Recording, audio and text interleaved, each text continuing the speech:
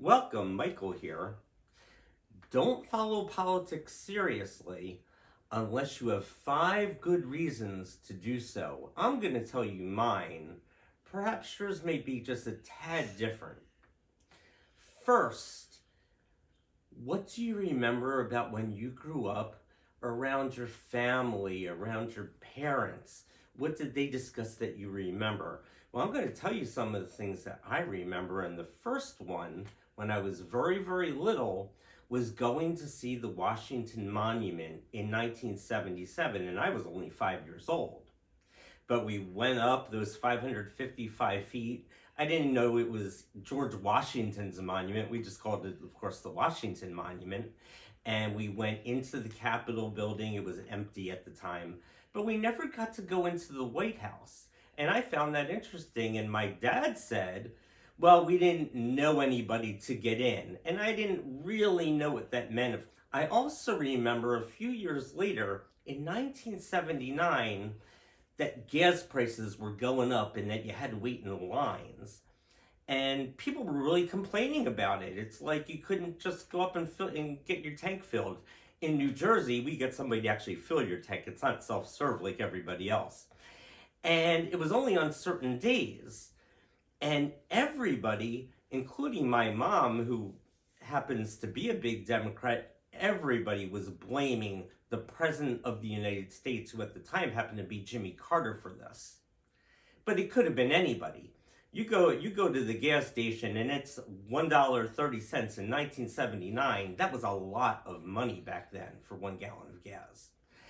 So these are things that I remember, and it stuck with me. I also remember in 1982, when I was 10, my family, I guess I was lucky, we got to go around the United States on another trip.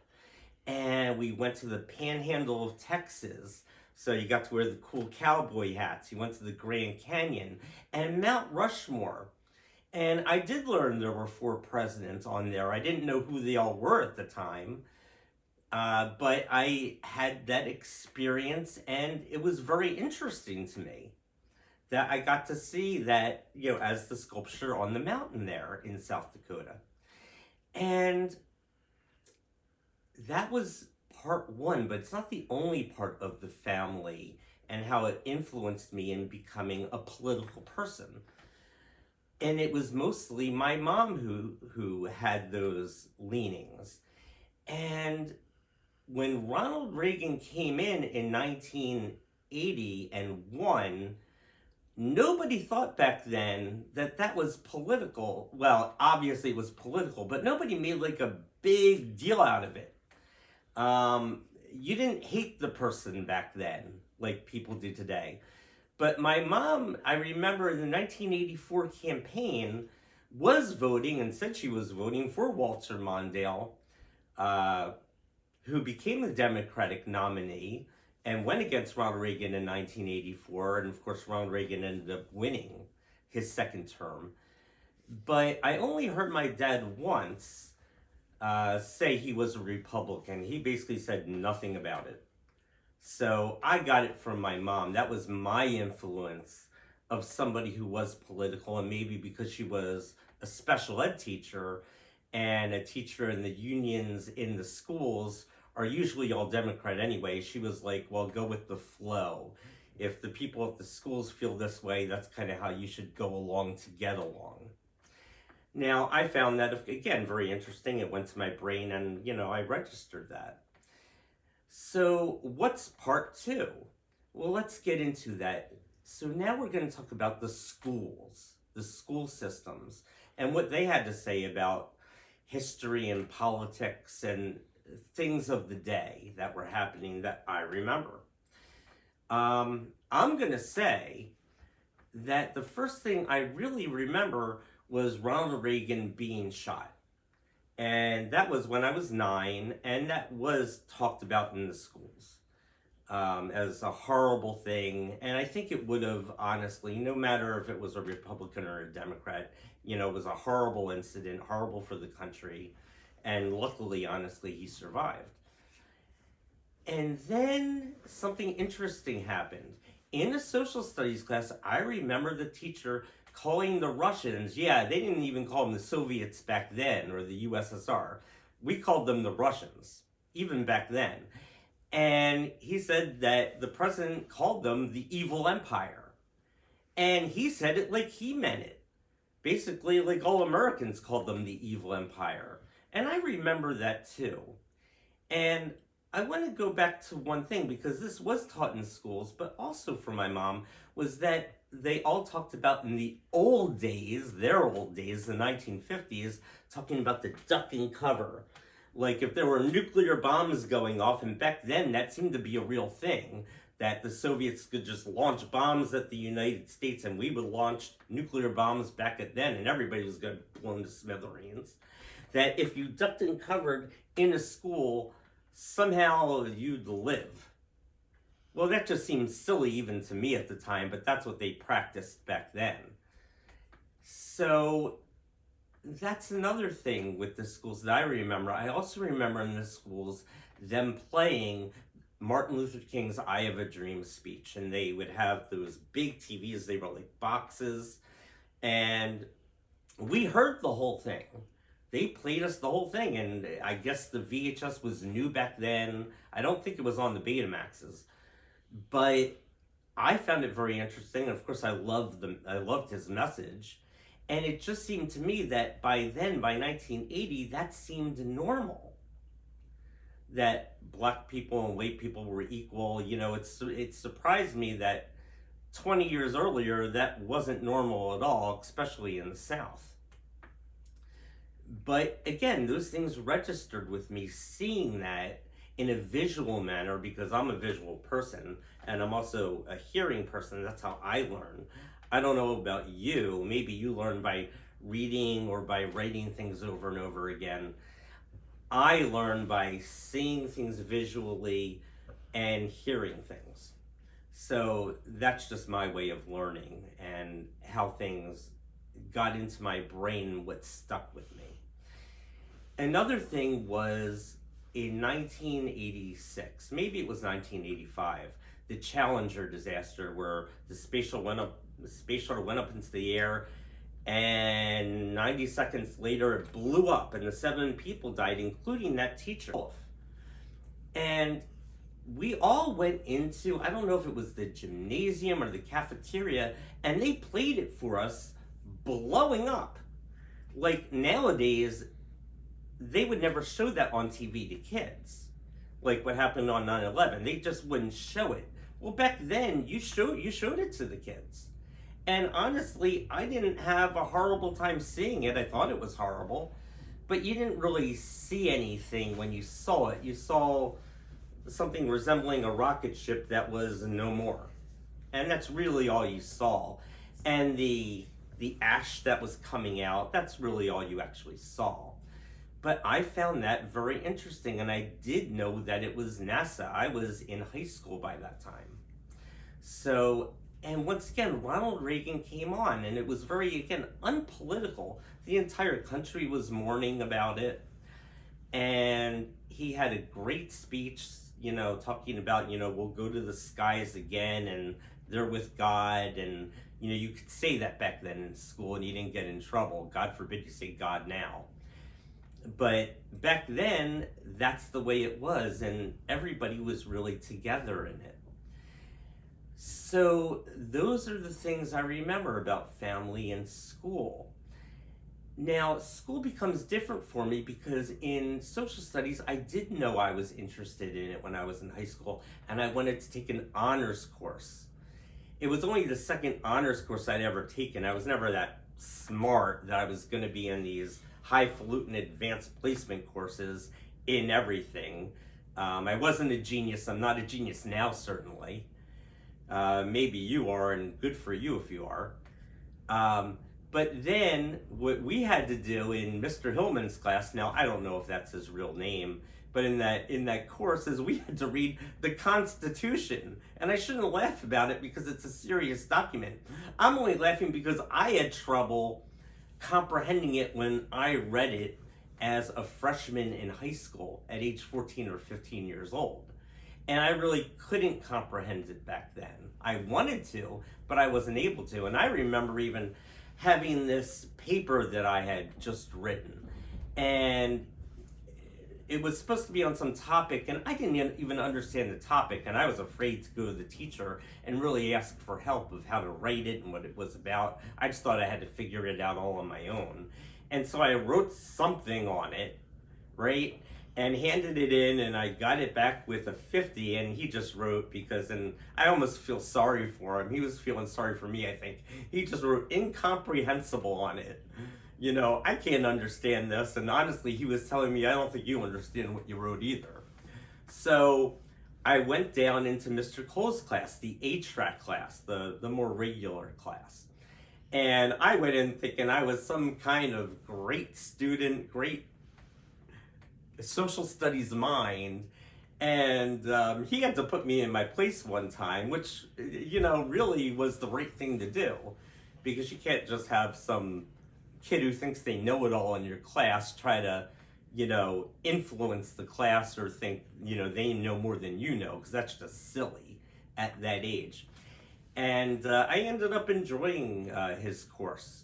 Now, did I learn a lot from social studies in high school? No, not really. More for me came, and number 3 is going to be, and 4 and 5 points are going to be about the media. And there's different media now in 2024, about to be 2025, than there was when I was growing up. But there was TV back then, and I remember in 1979, 1980, Ted Koppel coming on TV. I think the show was Nightline, and it would be Americans held hostage. And it was in Iran. Evidently, the Ayatollahs had overthrown the government there, and I didn't totally understand that. Obviously, it's 7 years old, or 8 years old. But I could understand people being held against their will and not being able to come home. That I could get at 8 years old. So, once again, it was something that stuck with me. I think, again, because it was a visual, it was on TV. And it registered with me as a human being. Oh, these people can't go see their families.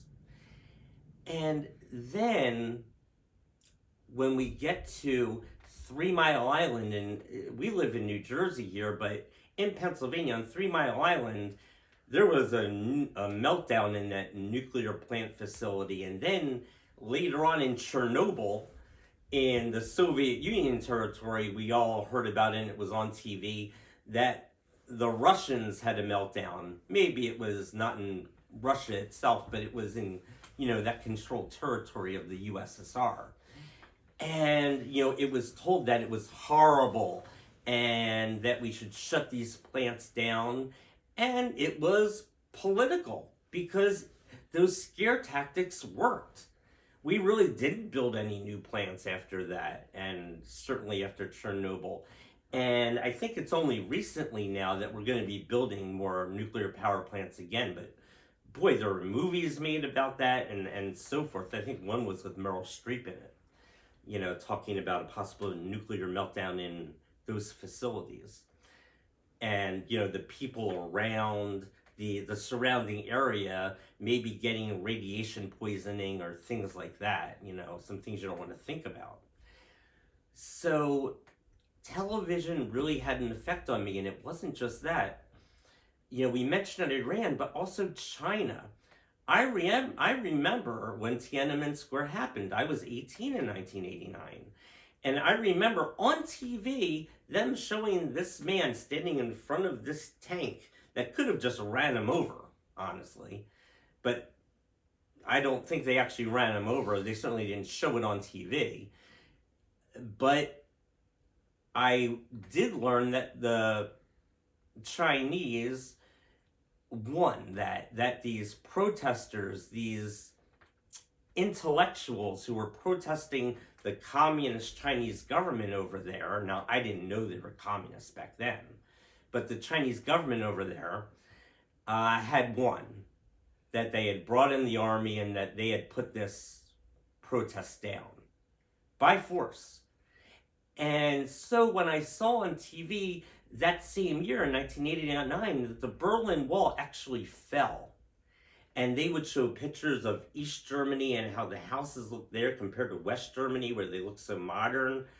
It really kind of shakes you. It's like, whoa, different governments really matter in normal people's lives. And I didn't, again, totally get it back then, but I did get that these people in one part of Germany literally were not allowed to go to the other part of Germany. So again, that stuck with me. And 2 years later, this was the kicker for me. I went to the University of Delaware after I graduated from my high school, and I was not a history major at first or a political science major. I thought I was going to be a doctor at the time until I realized I couldn't pass those tests very well either. I had a lot of, difficulty, on my tests when I was growing up, even in college. But what I saw was the Soviet Union, Mikhail Gorbachev and the Soviet Union himself fell, and the entire Soviet USSR fell apart in 1991 and became what was called Russia.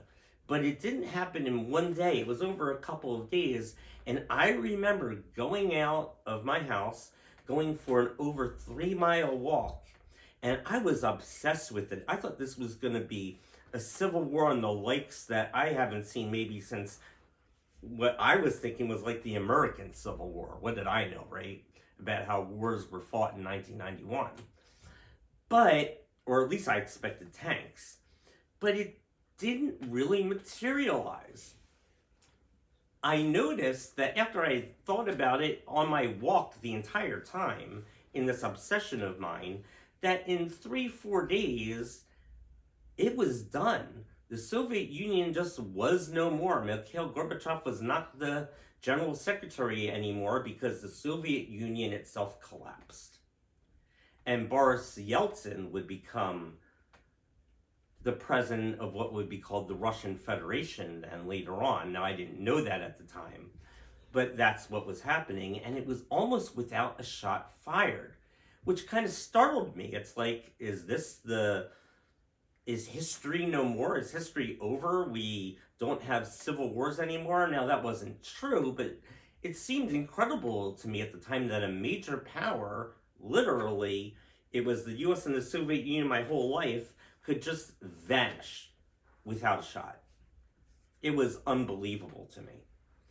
So, what's the next thing? Let's go into music. And this is my fourth thing, and I don't know if this registers as much today, but maybe it does.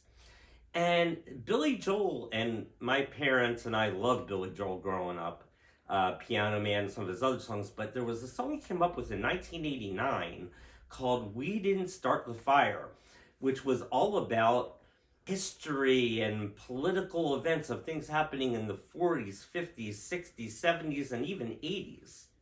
It was written in 1989, as I said before. And it was just really interesting to me. And again, it was a visual, I could hear it, it registered with me. And then later on, I would hear songs like The Cult of Personality, or I think it was a Jesus Jones song, Right Here, Right Now, which showed the Berlin Wall falling and talked about Kennedy and Khrushchev and Mussolini and those kinds of people. Those things stuck with me. I was interested in them. I knew I was interested in them. And later on, I even found out Sweet Home Alabama itself, that song is itself political, talking about Watergate and, the Southern man doesn't need Neil Young around anymore. He happens to be a Democrat, a great musician himself, of course, Neil Young, and I love his music. So that's the fourth thing, was music was influencing me in the sense that I loved the songs that were political. And then another thing, now you could say maybe movies for you. For me, it was more radio talk shows, things I could listen to over and over again, these daily shows. And I heard people you may never have heard of. In my area, there was Irv Homer, who was a libertarian.